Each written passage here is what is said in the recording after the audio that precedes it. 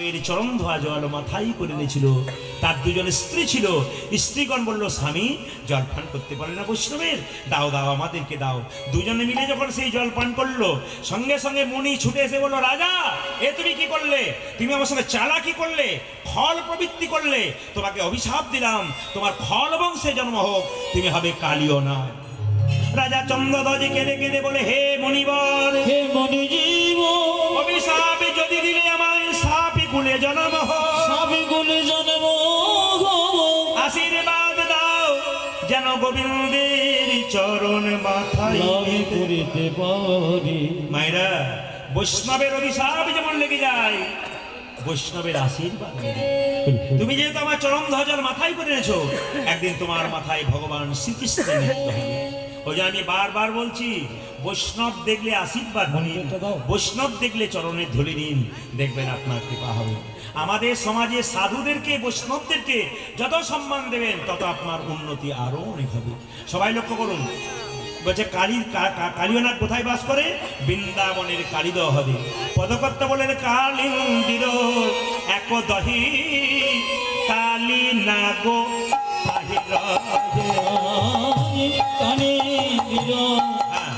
এক দহি কালী নাগো কালিন্দির এক দহে কালী নাগো তাহে রহে। আদি কালিন্দির এক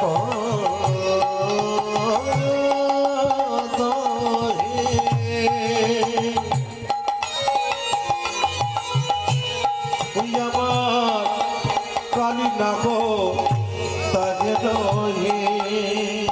বিসর্জলে বিসর্জলে দহন সমান ডাকিরে, বিসর্জনে বিসর্জনে দহন সমান। ও যে বিসার জলে, বিসার জলে দহন সমান ডাকিরে, বিসর জলে বিসর জলে দহন ওই বিসার জলে সমান সমান, সমান সমান, বিসার জলে সমান সমান।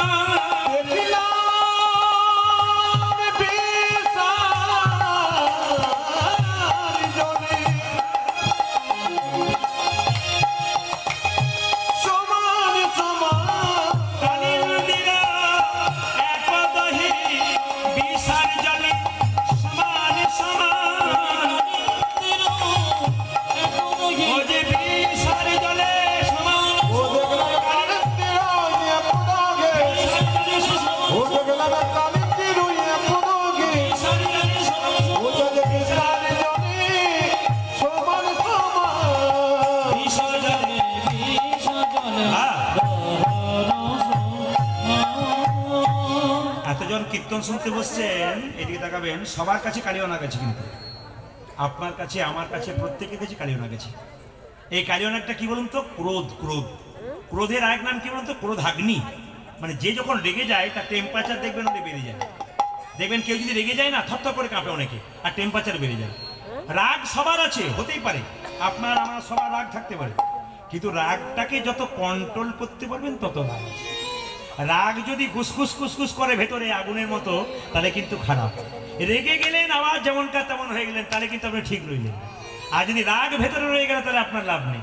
মায়েরা, যদি কারো ভেতরে ওইরকম খুব রাগ আছে, তাহলে এক কাজ করুন, যে তাহলে কালীনাগ আপনার ভেতরে আছে, আপনি কি করবেন? গোবিন্দ চরণে অর্পণ করবেন। যেমন আমরা কীর্তন করতে যাই, ড্রাইভার বাবু জিজ্ঞেস করে, দাদা এটা কি নামখানা যাচ্ছে? দু একজন বলে, বলতে পারবো না, মানে একবার অহংকার করে বলতে পারবো না। আবার দু একজন বলে, এটা কি নামখানা যাচ্ছে? হ্যাঁ হ্যাঁ, এই তো, আর একটু কতক্ষণ, 10 মিনিট যাবেন, চলে যাবেন, আবার অসুবিধা নেই। দুজনের কথার মধ্যে তফাৎ দেখুন। একজন বলছে বলতে পারবো না, একজন বলছে না না, ওই যে সামনে চলে যান, কোনো অসুবিধা নেই। ওর মধ্যে একটা প্রেম আছে, ভক্তি আছে। কথা বলবেন, হয়তো এমন বলতে পারেন, আমার জানা নেই দাদা, কাউকে জিজ্ঞেস করবেন। বলার মধ্যে একটা ভাব আছে। এই জন্য আপনাদের সামনে নিবেদন রইল, কালিয়নাগ সবার ভিতরে আছে, তাকে দমন করতে। সবাই লক্ষ্য করুন মায়েরা, আপনাদের এলাকাতে আমি তো প্রথম এলাম, এখানে পুকুরগুলো খুব একটা দেখিনি, 2-4টা দেখলাম, পদ্মফুল খুব একটা দেখতে পাইনি রাস্তার মধ্যে। কিন্তু আমাদের বীরভূম যদি আপনারা যান, প্রায় পুকুরে দেখবেন পদ্মফুল আছে।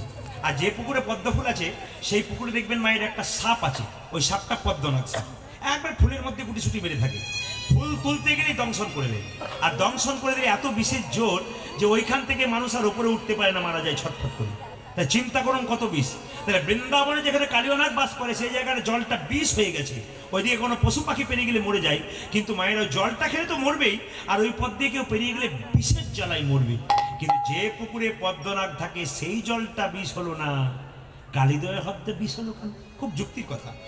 ওইখানে বিষ হলো, এখানে বিষ হলো না কেন? এখানে তো কালিয়নাগ থাকে, পদ্মনাগ থাকে, বিষ হলো না কেন? কত গরু বাছুরে ছাগলের জল খায়, আমরা আগে দেখবেন পুকুরের জল খেয়েছে নাকি বাবা? পুকুরের জল অনেকে খেয়েছে, কই কিছু হয়নি যে? আসলে তা নয়। কালিয়নাগ বারবার কৃষ্ণকে বলেছিল, প্রভু তুমি আমাকে এখান থেকে উদ্ধার করো। কৃষ্ণ কালিয়নাগের কথা শুনে নাই। কালিয়নাগ মনে মনে ভাবলো, তোমার সঙ্গে প্রেম করে যদি না পাওয়া যায়, তোমার সঙ্গে শত্রুতা আরম্ভ করব। এখানে কালিয়নাগ ভক্তের প্রমাণ দিলেন, বলছে আমি এমন বিষ ঢালতে শুরু করব, এই পথ দিয়ে কোনো পশু পাখি পেরিয়ে গেলে ছটফট করে মরবে, আর মরবার আগে তোমাকে ডাকবে, আর তোমাকে ডাকলে তুমি এখানে ছুটে আসবে, আমাকে কোথাও যেতে হবে না, আমি এইখানেই তোমার চরণ লাভ করতে। মায়েরা, ওই জন্য সেই পথ দিয়ে কোনো পশু পাখি পেরিয়ে গেলে কি অবস্থা হয়? তাহারও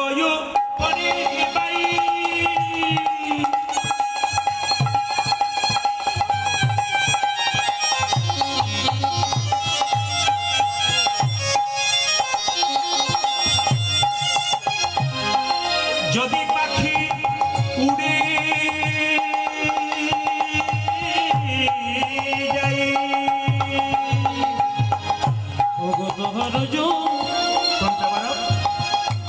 অনেকটা পারো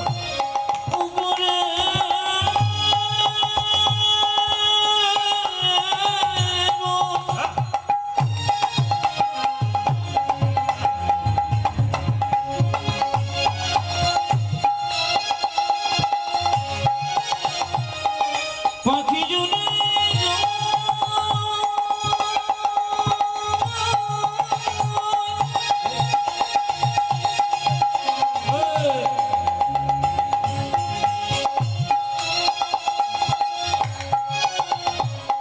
পাখি উড়ে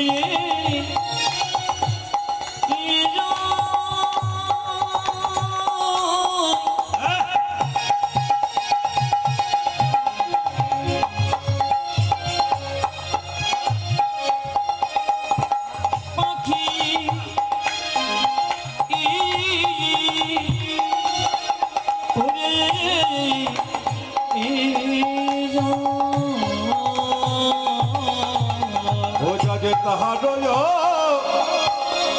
পারে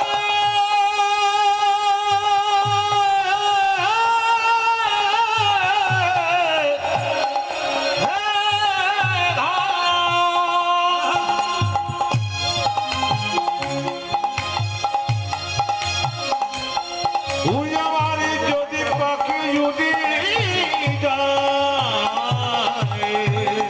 বিষের জ্বালাই তেজয়ে প্রাণ দেখে, বিষের জ্বালাই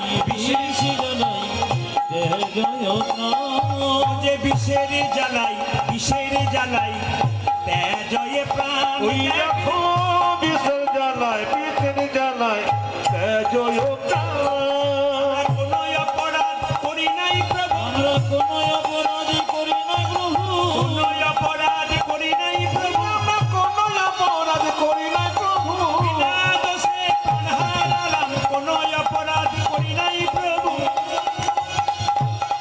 আমরা কোনো অপরাধ করি নাই, ওই আমরা বিনা দোষে প্রাণ হারালাম, কোনো অপরাধ করি নাই, ওই আমরা বিনা দোষে প্রাণ হারালাম, কোনো অপরাধ করি ওই নাই আমরা কোনো অপরাধ করি নাই প্রভু, বিশ্বজনে বিশ্বজনে দহন রাধা রানী কি, শ্যাম সুন্দর কি, মদন মোহন কি, হরিবাসর কি, সাধুগুরু বৈষ্ণব কি। কীর্তন টোনগুলো বক্সে ওটা যেমন বাড়িয়েছে এটা বাড়িয়ে দাও, মনেটুকু বুঝতে পারে। আমি গায়ে তুলে বলছি, হ্যাঁ গায়ে জুড়ে বলছে তাই বাড়াতে হবে, আমারটাও বাড়াতে হবে, বুঝতে পারছি না। জয় নেতাই। আচ্ছা জয় নিতাই, তোলো তোলো। জয় নেতাই। জয় নিতাই। মায়েরা জোরে একটু উলুধ্বনি দিন। জয় নিতাই। কীর্তনটা বেশ মনোযোগ দিয়ে শ্রবণ করিস। তোলো। কীর্তনটা হওয়ার কথা ছিল শিবরাত্রির পরদিন। উনি আমাকে বারবার ফোন করে একই কথা বলেছেন যে আমাদের শিবরাত্রির পরের দিনে কীর্তন হলে ভালো হয়, কিন্তু উনি বলেছেন আমি মানতে পারলাম না। কেন? আমার সময়ের বড় অভাব, এই জন্য ডেটটা দিলাম। এখন শিবরাত্রি যেহেতু আসছে, মায়েরা বলবেন কত তারিখে শিবরাত্রি হচ্ছে? ফাল্গুন মাসের 13 তারিখ। 13 তারিখে শিবরাত্রি হচ্ছে তো? যারা বলুন হ্যাঁ না না। আচ্ছা বলে রাখি, 12 জন বৈষ্ণবের মধ্যে শ্রেষ্ঠ বৈষ্ণবকে বাবা ভোলানাথ, হর আর হরি। একটা কথা আপনাদের বলে যায়, যারা এখানে বসে আছেন খুব মন দিয়ে শুনবেন, যারা আমার কম বয়সের ছেলেরা আছে তারাও শুনবে মন দিয়ে, খুব দামি কথা। কিন্তু হিন্দু সমাজে একটা বিভ্রান্তি কি আছে বলুন তো? ধরুন আমাদের ওখানে দুর্গা পুজো হচ্ছে, তো মায়েরা সবাই পুষ্পাঞ্জলি দিয়ে যাবে, আমার ভাইরাও যাচ্ছে, সবাই যাচ্ছে পুষ্পাঞ্জলি দিতে। একজন কৃষ্ণ ভক্ত তিলক মালা নিয়ে তিনি কিন্তু ওই রাস্তা দিয়ে পেরিয়ে যাচ্ছেন। তিনি কিন্তু মা দুর্গাকে প্রণামও করলেন না, তিনি মায়ের প্রসাদও খেলেন না। তাকে একজন জিজ্ঞেস করলো, আপনি, আমরা সবাই, আপনার বৌমা পর্যন্ত পুজো করছে আর আপনি প্রণাম করলেন না, চলে যাচ্ছেন কেন? উনি তখন বলছেন, আসলে আমরা কৃষ্ণ ভক্ত তো, কৃষ্ণের প্রসাদ খাই, আমরা কোনো দেবদেবীর প্রসাদ খাই না, কৃষ্ণ আমাদের সব, কৃষ্ণের প্রসাদ খাই। এখন আপনি কি ভাববেন, তাহলে উনি ভুল করছেন না আমি ভুল করছি? জোরে বলুন হ্যাঁ না। আপনি তখন কি ভাববেন, তাহলে আমি খুব ছোট, ওরাই ঠিক আছে বড় হয়ে গেল। এই নিয়ে একটা বিভ্রান্তি হয়ে যায় ছেলেদের মধ্যে। একজন ছেলে আমাকে প্রশ্ন করলো, আমাদের গ্রামে এরকম ঘটছে, আমরা দুর্গা পুজো কালী পুজো করছি, আর যারা কৃষ্ণ ভক্ত মানুষ তারা কিন্তু কোনো মতে তিলকমালা নিয়ে চলে যাচ্ছে, কিন্তু কোনো মতেই কালীকে প্রণাম করছে না, কোনো মতে দুর্গাকে প্রণাম করছে না, আপনি একটু বলবেন। আমি কিন্তু আজকে বলবো, ইউটিউবের মাধ্যমে বিশ্বের মানুষ শুনবে, এবং আমি বলবো শাস্ত্রের রেফারেন্স দিয়ে বলবো, কোন শাস্ত্রে কোথায় বলা আছে তাও পরিষ্কার করে বলে দেবো। যারা এরকম আপনাদের এলাকাতে করবে, হয়তো কৃষ্ণের প্রসাদ খাই কিন্তু দেবদেবীকে পুজো করি না, দেবদেবীকে প্রণাম করি না, অনেকে ভাবেন। এখন আপনি কি মনে করবেন, আমি তো দেবদেবীর পুজো করি, তাহলে আমি কৃষ্ণ ভক্ত হতে পারলাম নাকি? আমি কি ভুল করছি নাকি? দ্বিধা হয়ে যাবে আপনার শুনবেন যে যেখানে বসেছেন।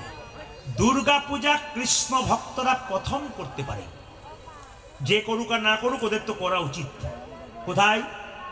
বলছে মহাভারতের ভীষ্ম পর্ব, যারা বইপত্র পড়েন মহাভারতের ভীষ্ম পর্ব পরিষ্কার করে বলছে যে কুরুক্ষেত্রের যুদ্ধের আগে কৃষ্ণ অর্জুনকে বলছে, যাকে বিশ্বরূপ দেখিয়েছিল সেই ভক্ত অর্জুনকে কৃষ্ণ বলছে, অর্জুন যদি কুরুক্ষেত্রের যুদ্ধে জিততে চাও আর কুরুক্ষেত্রের যুদ্ধে জয়ের শিরোপা পেতে চাও, যদি শত্রুকে পরাজিত করতে চাও, তাহলে প্রথমে দুর্গা দেবীর স্তব করো।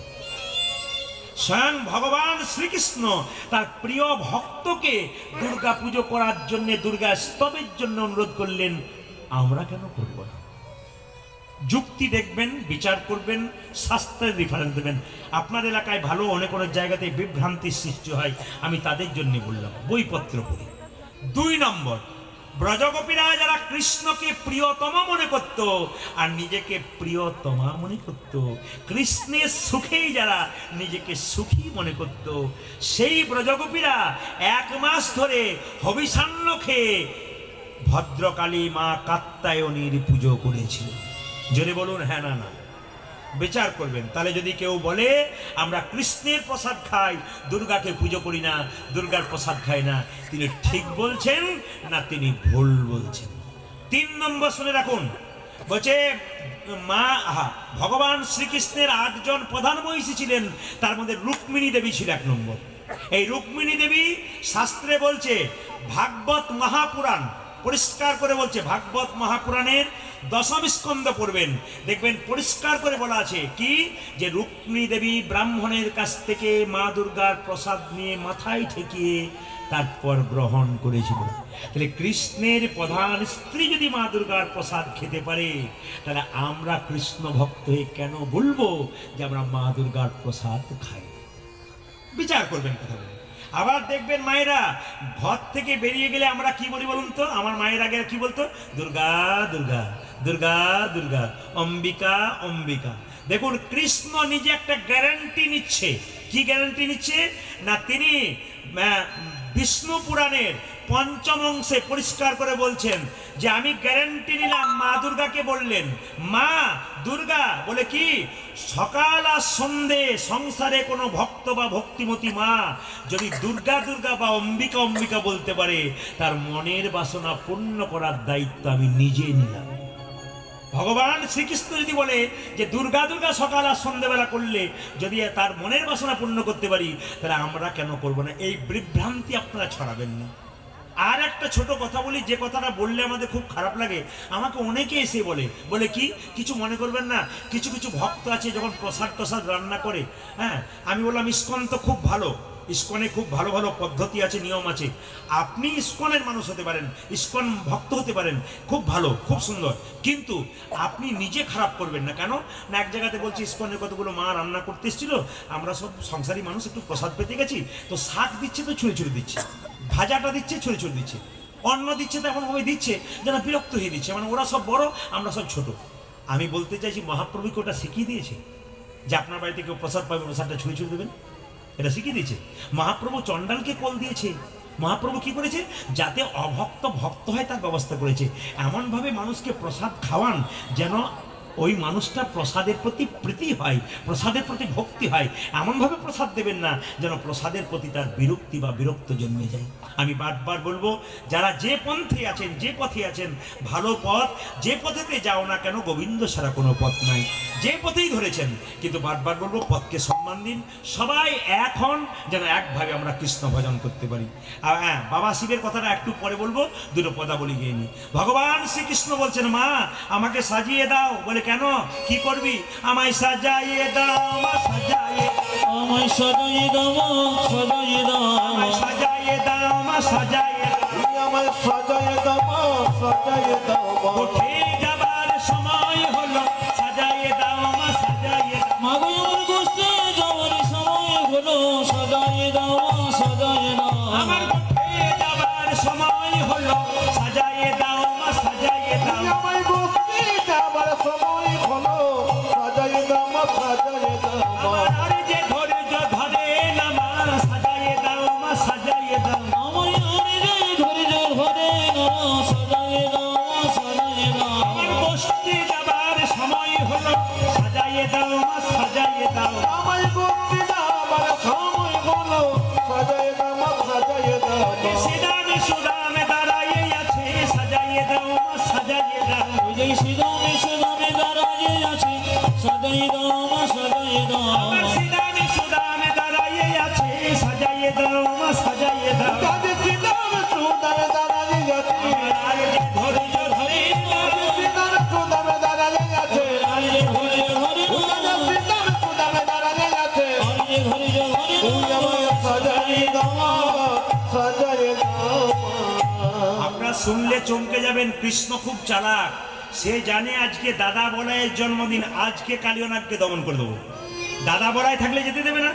আজকে দাদা বলাইয়ের জন্মদিন, এই ফাঁকে আমি একাই যেতে পারবো সুবলকে নিয়ে। সুবল তো খুব বোকা, কোনো চিন্তা নেই, আমি ঠিক কালিয়নাথকে দমন করে দেবো।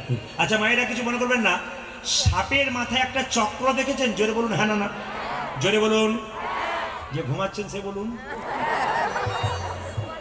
একজন ভাবছে ঘুমোতেও পাবো না, বলে সামনে বসলে ঘুমানোর কোনো চান্স নেই। দেখাবেন কি বললাম? সাপের মাথায় একটা চক্র থাকে না, জোরে বলুন। এই চক্রটি কি কৃষ্ণের চরণ চিহ্ন। সাপের জিভ কাটা না গোটা? জোরে বলুন, একটু জোরে বলুন।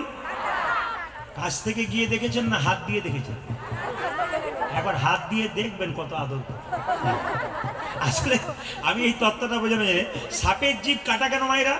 গরুর পাখি তার মায়ের দাসিত্ব মোচন করবার জন্য স্বর্গ থেকে অমৃত এনে বৃন্দাবনের কদম্ব বৃক্ষে রেখেছিল।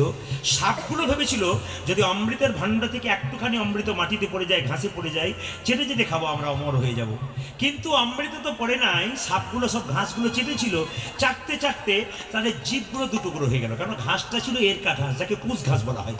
ওই ঘাসটা চাটতে চাটতে দুটুকরো, তখন থেকে সাপেদের জিভটা দুটুকরো। দাদা বলাইয়ের জন্মদিন, কৃষ্ণ বলছে মা দাদা বলাইয়ের জন্মদিন, তুমি আমাকে ঘরে রাখবে, কিন্তু নবলক্ষ ধেনু তারা তো আমার জন্য অপেক্ষা করছে, তারা তো না খেয়ে মরবে।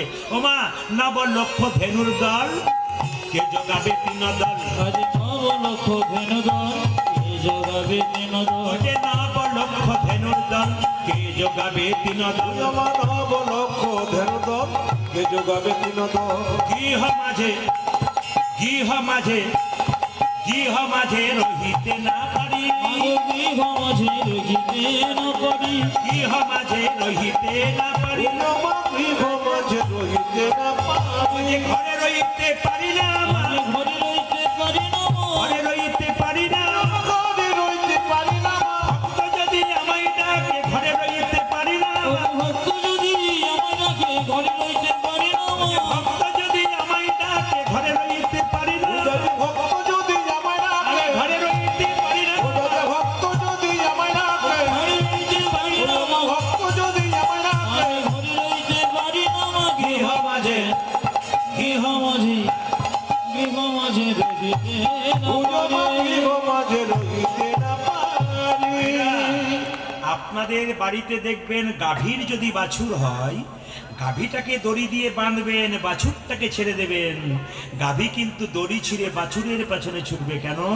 যদি বাছুরটা খালে বিলে পড়ে যায়, যদি বাছুরটাকে কেউ কেড়ে নিয়ে চলে যায়, এই জন্য মা যেমন পাগলের মতো বাছুরের পেছনে ছোটে, কোনো কৃষ্ণ ভক্ত যদি একবার হা গোবিন্দ বলে পথ দিয়ে চলে যায়, ভগবান গাভীর মতো তার পেছন পেছন নিতাই গৌর হরি বল বলে ছুটতে থাকে। আমি যে এক জায়গায় ছিলাম, সেই জায়গায় আবার আসবো। এখানে শিব মন্দির আছে, শিবলিঙ্গ আছে। তো শিবরাত্রি ব্রত হচ্ছে 13ই ফাল্গুন। আপনাদের একটু বুঝিয়ে দিই, যারা বসে আছেন, আপনারা 13ই ফাল্গুন করবেন, কিভাবে করবেন, কি পথ সব বলে দিই। আচ্ছা মায়েরা, শিবরাত্রি ব্রত পালন করবেন, প্রশ্ন হবে আমি কি লাভ পাবো?